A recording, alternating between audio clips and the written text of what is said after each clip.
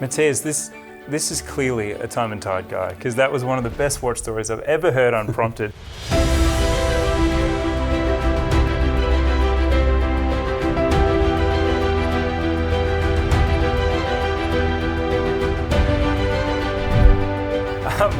Look, this is a real pleasure. I have travelled all the way to Saint-Imier, the home of Longines, to meet the, well, I was going to say brand new president, Matthias, but it's been a little while, hasn't it? It has been a while now. I'm here since July 1st last year, but it was in the middle of the pandemic period, so I did not get a chance to visit or to have a lot of visitors here, so many thanks, Andrew, for coming to see us here in Saint-Imier. I think this special occasion deserves a fist bump. Thank you very much. This is the COVID way. It's great to be here. Now, Matthias, there are so many questions that I have for you, because I think our audience really wants to get to know what is next for the chapter in Longines history. Because one of the things that we always discover when we come here is how long this history is, how deep it is, how many things it touches on. So I want to ask a question of you, having just been to the museum. Which of the Longines stories really appeals to you? Which one do you tell people at a dinner party about this amazing brand? Well, I must say that I'm now more than 20 years in the watch industry, and I knew, of course, a lot of things before joining Longines. But when I arrived here in Longines, I discovered so many exciting things. It's just unbelievable, the rich heritage and history that Longines has. And when you look at all the lists of inventions that Longines did, it starts with their first chronograph in 1911, the first GMT in 1925, first flyback 25. Everything, I mean, there's so many things in the history, but unfortunately, many people, they still do not know enough about this history. So we are definitely going to focus in the future, even more than we did in the past, to make this history accessible to the consumers through new product developments and tell this wonderful history of Longines. I'm going to push you a little bit, because that was a great flyover. And when you go to the Caliber wall, I think we're going to have footage of the movement wall from the museum. You get to see how much innovation there's been in movements and movement architecture and complications, and really absolutely dominating the Observatory Awards for so long. So we've seen all of that. But do you have one specific story? Because there's a lot of human stories in that Longines narrative that I think are just so exciting. Can you give me one, please? Yes, actually I give you one, because one of the very few trips that I recently did is I went to Moscow. We have opened there last year our first boutique. And since the COVID, because of the COVID, we never were able to do the opening ceremony. So we did it a month ago. And before I went there, I actually called our head of branding and heritage department. That I said, look, I go to Moscow, Russia and Longines. Do you have some stories that I can tell in my opening speech? And then he said, yes, I have something. And he told me that in the 20s, Albert Einstein was living in Los Angeles. And he had two watches. He had a Longines pocket watch and a Longines watch that looked very much like the Evidenza in 18 karat gold, a wristwatch. Yes. And then he felt totally in love with a lady, in addition to his wife. So it's a bit of a complicated story. But he was really totally in love with this lady for many years. And this lady was Russian, and she then actually, after the Second World War, I think in 1945, went back to Russia. And before she went back to Russia, he gifted his wrist Longines 18 karat gold watch to her. Yes. And it later then turned out that she was a Russian spy. And he was, of course, working already on the nuclear program in Los Angeles, and he introduced her actually to Mr. Oppenheimer, who was also there to work on this program. So it's actually an amazing story. And then the watch disappeared. Nobody knew them for many years where the watch was. And we got actually the request then in 2006 to restore this watch. Yes. Check first of all if it's an authentic watch. And I think you got already a chance to visit our heritage atelier. We have a wonderful atelier, and every single watch that was ever produced in Longines without any holes. That is maybe one of the very few Swiss brands, if not the only one that has this, because there's absolutely no holes. So we have a exact track record of every serial number. Yeah. And with this, we can check when the watch was produced, to whom we sold it, and what are exactly the components and spare parts that are supposed to be inside. Yeah. And we have a huge stock here of old components, and we can restore in cases that they are broken or they are wrong ones. We can restore the original watch for many cases, and then we make this certificate of authenticity. So we did this also for this watch of Albert Einstein, and then it was sold in 2006 already for $600,000 or $700,000 in the auction to a Russian vodka producer that lives here in Switzerland. And we're actually in contact with him and his wife, because we will now try to make more detailed pictures and videos of this wonderful watch to again tell this super story about this watch. Matthias, this is clearly a Time+Tide guy, because that was one of the best watch stories I've ever heard unprompted. So thank you for that. And the other thing we like to do is tell personal stories about watches. Tell me about you and Longines. Where does the story begin? Tell me about the models along the way, because it's a brand that has enormous visibility in some regions, and certainly in Australia where we're from, it's a known brand. But tell me, how does the Longines story? Where does it start with you? No. Well, with me, it starts clearly last year. First of all, I think it's very important when a CEO comes to a new company. It's never the CEO or the brand that has to adapt to the CEO, but to the CEO to the brand. In particular, when you talk about a brand that is super strong, is probably one of the best success stories in the 20 past years in the whole watch industry. And Longines, I think, has strengths that are unbeatable by any other brand. And it's now also my responsibility to really make sure that we keep these strong points. What are they? What are the things that Longines do better than anyone? I think, first of all, we have an extremely balanced collection of classic watches and sport watches. Mm-hmm. We are equally bought by women than men. It's really 50-50. That's very, very rare. Most of the brands, they have a share of 20-80 in one or the other direction. So it's really 50-50. Yeah. Classic and sport also pretty much balanced. And I think that we have a lot of families in Longines that are already in the market since 10, 20, 30 years.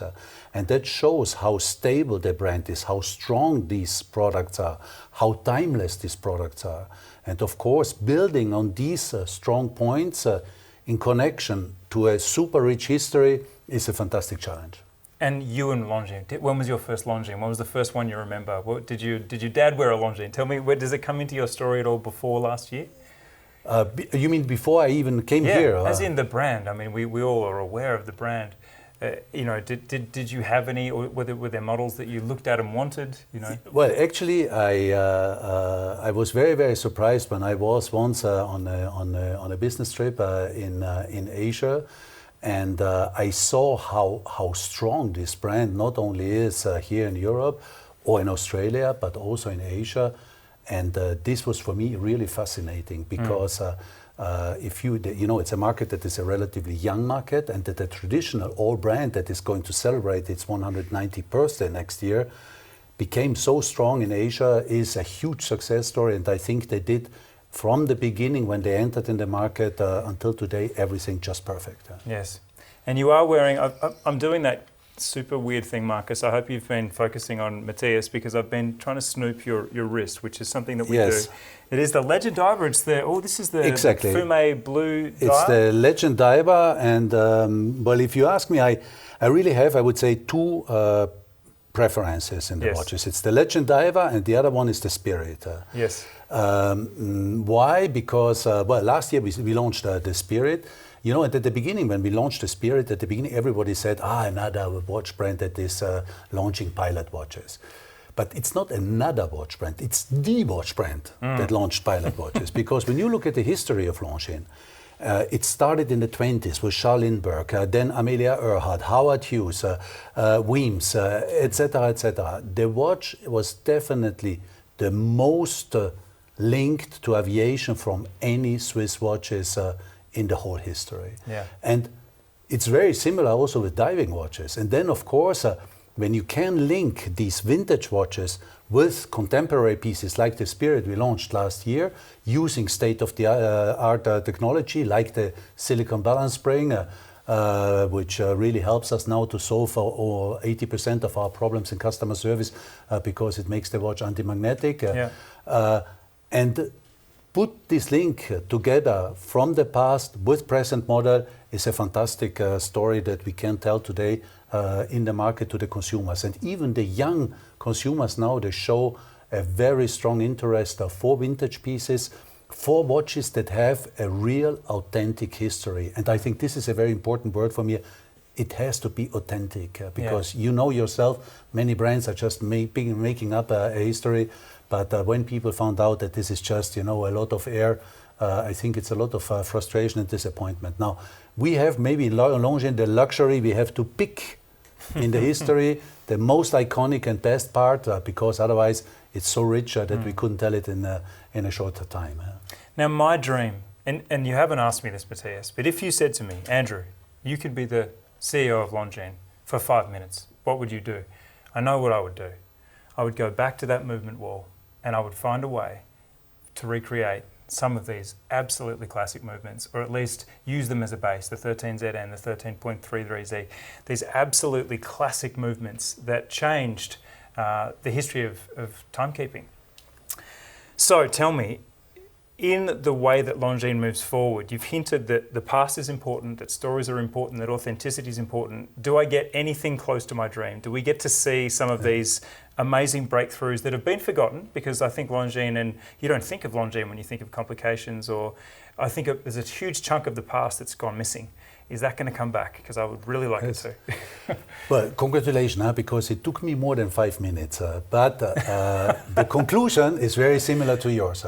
So yes, we are going to develop a whole series of movement that will be exclusive for Longines to tell our iconic innovations that Longines has done in the past and that probably created one of the richest history among all watch brands in Switzerland. Yes. So this is exciting because we do stand here today in our first meeting with Matthias with a pretty big, I would say that isn't a glimpse of the future. I'd say that's a vision for the way that this brand is going to move forward. If I were to say to you, when you're in those interviews, I'm not sure how many job interviews you had, but when they were saying, Matthias, what is your vision for the brand? Is that the sort of thing that you spoke about, is reconnecting with an unbelievably rich history? Arguably, this is the brand that touches everything in history. Exactly. I think we have the luxury in Longines that when we look back in our history, we can define the future. And the history is so rich that it's probably never ending to define our future with new exciting models and stories. Yeah, amazing. And when does this begin? When do we get to start seeing the fruits of your vision? It's starting already in February next year. So we are just before starting. Any chance of an exclusive? Well, yeah, I hope that I will come personally to Australia to show it to you, or that you come here that we can present it to you. Yes, but right now we still need to be very careful because it really needs to be confidential, but it's going to be very big. And then it's really a whole series of different movements that will come out in the coming years. Yes. Amazing. Now, one thing that we didn't quite flesh out is how you got to this place in time and this amazing opportunity, because really I think it is one of the great flagship brands of the industry. It must be quite a career pinnacle to be here. How did you get here? If someone's watching this thinking, what do I have to do to get in that position? Give me a little bit of an idea of your history. Well, I think you need, first of all, a lot of luck, which maybe many people forget when they are in such a position. But I came to the watch industry, actually very bizarre, from the telecom industry. Mm-hmm. So I was working in telecommunication, and then you remember maybe that in the 90s, the Swatch Group already diversified. They had a joint venture with Mercedes for cars, with Siemens for telecommunication. And since I was in telecom, so I was joining Swatch to be part of this team for this new telecom department. And we had pagers that were integrated in the watch. We had prototypes of phones that were integrated in watches, etc., etc. Sounds like you sure you weren't working with James Bond? You sound like Q. It was almost like this. Missiles coming out of the watch. Yeah, no, it was like this. But by this time, you remember also the big problem was that most of these phones they were sold for either $0 or $1 US. And then, of course, there was no more perception of a value that was attributed to the hardware. And then the group, I think, correctly stopped the project because there was really a risk that the brand's watch would not be associated to any value anymore. But it's now again very actual because you see that now again the Swatch Group also has projects starting with Tissot for connected watches.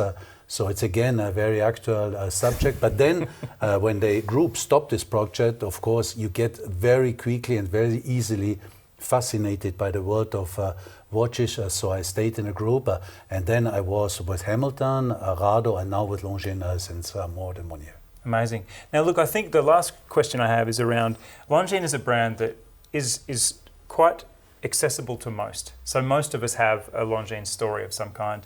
What has anything surprised you about being in the top job when you mentioned that you work for the brand? Have you ever had some interesting feedback from people about their stories and connections to the brand?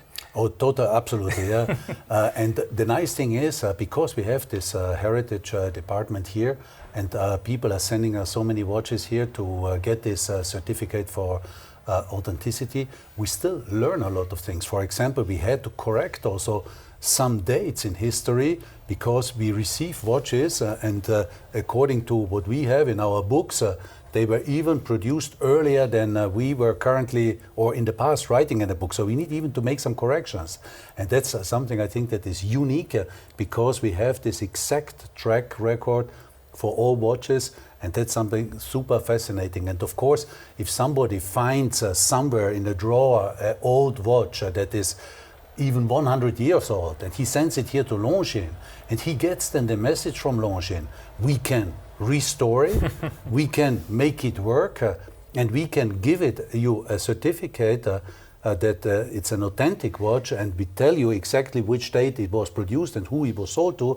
Everybody gets extremely emotional about this. It is emotional, and I went looking for my mother's watch in that room with all of the books. It was a bit of a prank, but it really was extraordinary how close I could get to the date.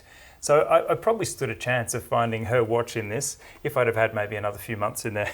But it's an amazing point of difference for the brand that you have this exhaustive archive, and I think it's one of those really quirky and unusual and quite amazing things about Longines that every single watch, if you're watching this and you think, I think my dad's got a Longines in the drawer from some time ago, or my grandfather, this is an open invitation, isn't it? To really, absolutely, it's almost yeah. like you get a spark in the eye of you would like to, it's like crowdsourcing a history because every watch that comes in either fits perfectly in or maybe it challenges your ideas. Yes, and in many cases these watches have gained a value, significantly value, and this is I think what all the watch industry, the Swiss watch industry is about, that these pieces, they are not only timeless, but they are not losing, but getting value over time. And that's a very, very strong message, I think, to everybody that has a Longines watch, that we, of course, are very happy to get it here and have a close look into that watch and give the person a feedback about when it was made, if we can restore it and give this certificate. And if it's a 1930s chronograph, just send it to me first. let me assess it first. Look, the last question I have for you is one I love to ask people because it's a different answer every time. Why are watches so hard to kill? Why do we still wear mechanical wristwatches? They were meant to have died in the 70s. They're meant to have died with the smartwatch. They're meant to have died with the Apple Watch. Why are we in yet another period of renaissance for something that should have died decades ago? Absolutely, and I think today really nobody is buying today a mechanical watch to only read the dial. You buy the watch because you buy a universe for which you have a strong affinity. It's simply a question of emotion, And of course, I would say even more true for men than for women. But look at us, we always have a suit, then well, in most cases a light or a dark shirt. But we have little possibilities on us to say with our accessories to make a statement. And the watch is just and remains the perfect accessory to make a personal statement. Does the legend over mean that you like the water? But again, it doesn't mean that I'm going to go scuba diving in 1 hour, like when you have a pilot watch, you're not going on your helicopter in the next hour. Well, but I am, but not everybody is. You are, yeah.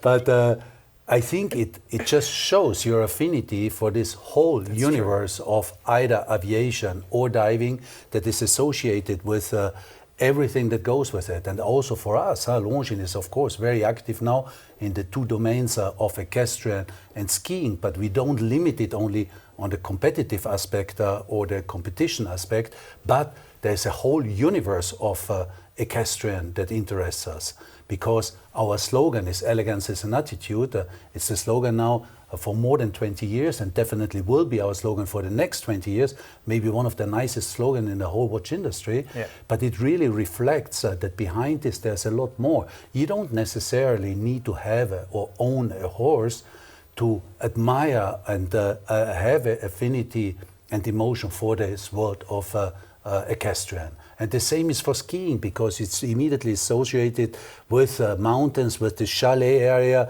and there's a whole world of emotion that goes with it. And I think this is exactly what mechanical watches are today about. Amazing. Thank you so much. It's been an absolute pleasure. Our first meeting, captured on film. I hope there's many more. Thank you so much. Thank you, Andrew, and have a safe trip back. And I hope to see you soon in February at the latest for the launch of this new watch. Sorry, guys, I got you nothing.